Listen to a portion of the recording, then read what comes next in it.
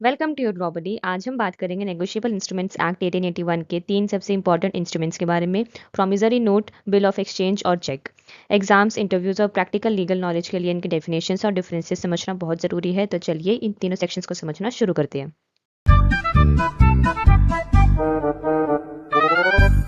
4 बात करता है प्रॉमिसरी नोट के बारे में। प्रॉमिसरी नोट एक रिटन डॉक्यूमेंट होता है जिसमें एक व्यक्ति, एक मेकर, अनकंडीशनली प्रॉमिस करता है कि वो एक सर्टेन अमाउंट ऑफ मनी किसी स्पेसिफिक पर्सन या उसके ऑर्डर को पे करेगा। इंपॉर्टेंट एलिमेंट्स के बारे में बात करते हैं तो इंपॉर्टेंट एलिमेंट में सबसे पहले कि प्रॉमिसरी नोट हमेशा रिटन फॉर्म में होना चाहिए। ये बैंक नोट या करेंसी नोट नहीं होना चाहिए। पेमेंट करने का प्रॉमिस बिना किसी कंडीशन के होना चाहिए। जो प्रॉमिस कर रहा है उसका सिग्नेचर होना ज़रूरी है। अमाउंट फिक्स्ड और सर्टेन होना चाहिए और पेमेंट किसी स्पेसिफिक पर्सन, उसके ऑर्डर या बियरर को होनी चाहिए। जैसे कि एक इलस्ट्रेशन गिवन है, आई प्रॉमिस टू पे बी और ऑर्डर ₹500। ये एक वैलिड प्रॉमिसरी नोट है क्योंकि इसमें क्लियर और अनकंडीशनल प्रॉमिस दिया गया है। नेक्स्ट है हमारे पास सेक्शन 5 जो कि बात करता है बिल ऑफ एक्सचेंज के बारे में।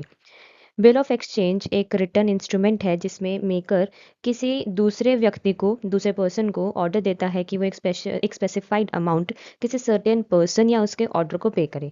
अब इसके इंपॉर्टेंट एलिमेंट्स क्या है? इंस्ट्रूमेंट राइटिंग में होना चाहिए, अनकंडीशनल ऑर्डर होना चाहिए, मतलब ये प्रॉमिस नहीं बल्कि ऑर्डर होता है। साइंड बाय द ड्रॉर, कि ऑर्डर देने वाला जो ड्रॉर है उसके सिग्नेचर्स होने चाहिए। किसी स्पेसिफिक पर्सन को पेमेंट करने का ऑर्डर दिया जाता है इसमें। एंड अमाउंट डेफिनेट होनी चाहिए और पेमेंट किसी स्पेसिफिक पर्सन, उसके ऑर्डर या बियरर को होनी चाहिए। अब बात करते हैं कि when is an order not conditional. अगर पेमेंट का टाइम किसी ऐसे इवेंट के बाद रखा गया है जो नॉर्मली ज़रूर होगा, लेकिन उसका एग्जैक्ट टाइम अनसर्टेन हो, तो भी ऑर्डर कंडीशनल नहीं माना जाएगा। फॉर एग्जाम्पल, ₹10,000 1 मंथ पे करने हैं after the x death. Death होना सर्टेन है, सिर्फ टाइमिंग अनसर्टेन है, इसलिए वैलिड बिल ऑफ एक्सचेंज हो सकता है। अब हम बात करते हैं सर्टेन सम ऑफ मनी के बारे में, कि अमाउंट सर्टेन माना जाएगा even if future interest included हो, यानी कि principal amount plus future interest payable हो, और एक्सचेंज रेट मेंशन हो, फॉरेन एक्सचेंज रेट के हिसाब से भी पेएबल हो, और इंस्टॉलमेंट डिफॉल्ट क्लॉज हो, कि अगर एक इंस्टॉलमेंट मिस हो जाए और बाकी सारा अमाउंट इमीडिएटली ड्यू हो जाए, तब भी अमाउंट सर्टेन माना जाएगा। नेक्स्ट हमारे पास है सर्टेन पर्सन। सर्टेन पर्सन माना जाएगा इवन इफ उसका नाम गलत लिखा हो, मतलब मिस नेम्ड हो, या फिर सिर्फ डिस्क्रिप्शन दी गई हो जैसे कि पे the manager of XYZ company, तब भी पर्सन आइडेंटिफाइबल है, इसलिए वैलिड है। नेक्स्ट है सेक्शन 6 जो कि बात करता है चेक के बारे में।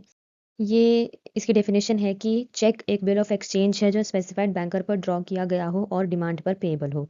अब चेक के एसेंशियल फीचर्स क्या है? कि बिल ऑफ एक्सचेंज होना चाहिए, drawn on a specified banker, cheque हमेशा बैंक पर ड्रॉ किया जाता है और पेमेंट डिमांड करते ही की जाती है।